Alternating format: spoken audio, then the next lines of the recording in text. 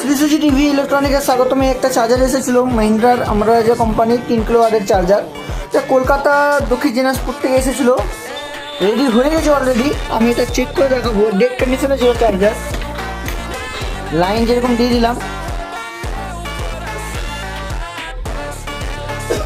load নিয়ে load ছাড়বে, একবার